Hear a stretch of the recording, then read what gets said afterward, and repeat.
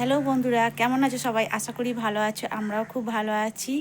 আর আজকের ভিডিওটা কোথা থেকে করছি বলো তো? আমাদের ভাগ্নির বাড়ি থেকে। আর দেখো, ভাগ্নি ক্যামেরার সামনে আসবে না বলে মুখে চাদর ঢাকা দিয়েছে। আর আজকের ভিডিওটা তোমাদেরকে আমার ভাগ্নির বাড়ি থেকে করছি। আমি বিকেলবেলা ভাগ্নির বাড়িতে হাঁটতে এসেছি, হাঁটতে এসে আর ভাগ্নির বাড়ি থেকে ভিডিওটা করছি। তো চলো ভিডিওটা দেখো। এবার একটু ভাগ্নির সাথে কথা বলবো, পরে বাড়ি চলে যাবো। ভাগ্নির বাড়ি থেকে বাড়ি চলে আসলাম। আর হ্যাঁ, গুড ইভিনিং।